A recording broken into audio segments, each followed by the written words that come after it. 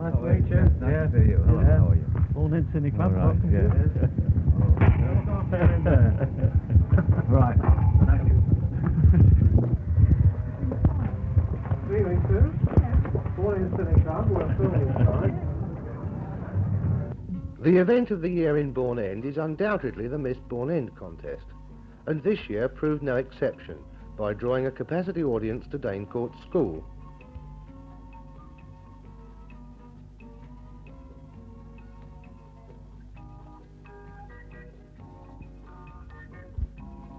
Behind the scenes, during the first interval, the judges get together to relax prior to the final judging session.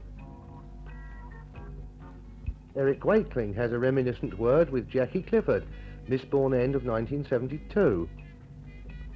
Max Pollock is this year's producer and explains a point to Sir George and Lady Young.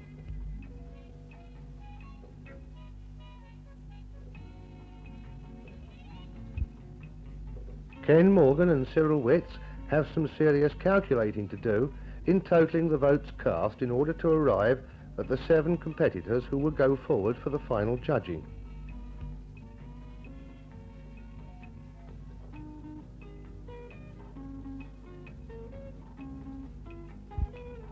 Seemingly quite unperturbed, the girls await the call in extremely high spirits.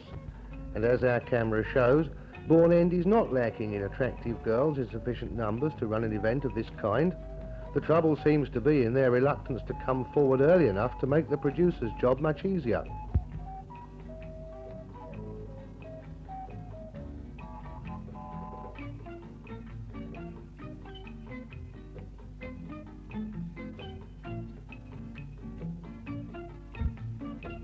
There is bound to be disappointment for some, but smiles and laughter appear to be the order of the day, or should we say order of the evening.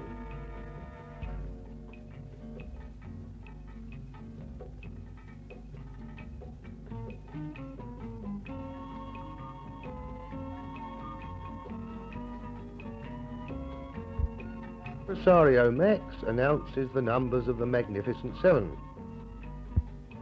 Dare we say the tea ladies earned our appreciative thanks? Miss Bourne End 1972 draws the lucky raffle ticket, ably assisted by that master of quiz and shows, David Fielder. Well done, David.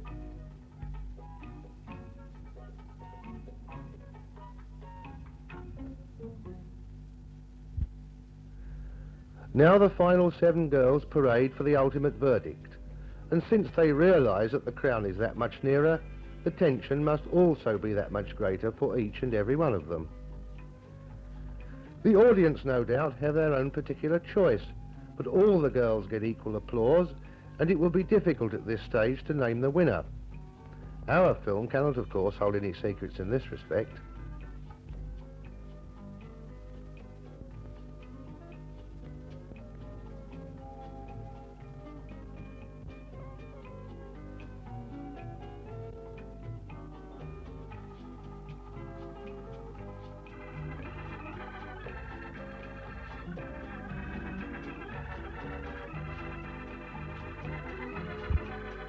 The judges, after a second deliberation, choose as second attendant Christine White, and Ken Morgan steps forward to place the coronet.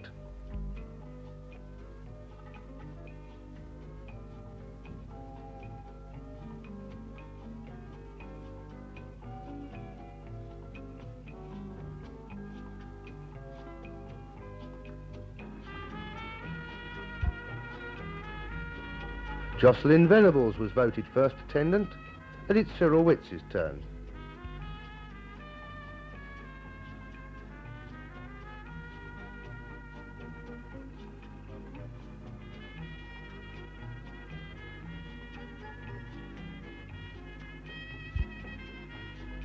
The big moment is here and to a roar of applause, David announces Jane Holland is to be Miss Bourne End 1973. And Sarah Collins of Goya, the firm who make the whole show possible, presents the Goya Trophy.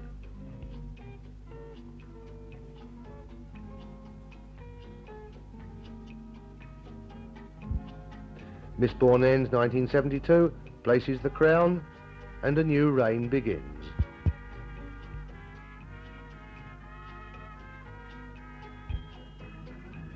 A successful evening concludes with the time-honoured regal walk, and as an added attractive prize, Roy Castle presents Miss Bourne End with tickets for two for a trip to Paris, a generous extra provided by Travel Mart of Bourne End.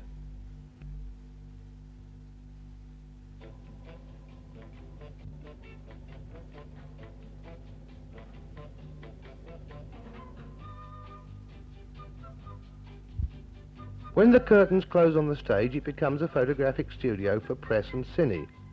And quite possibly, among the entrants who did not have the good fortune to win this year, there's Miss Bourne End for 1974, the 10th in line for succession to the throne.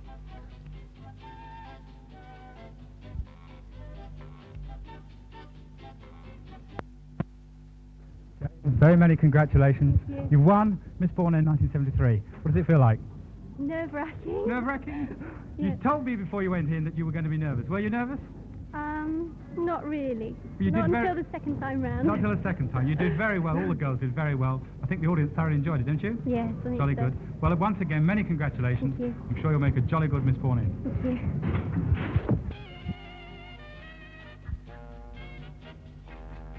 So another Miss Bourne End contest is over. The audience have departed for another year, leaving a vast array of empty chairs to be stacked.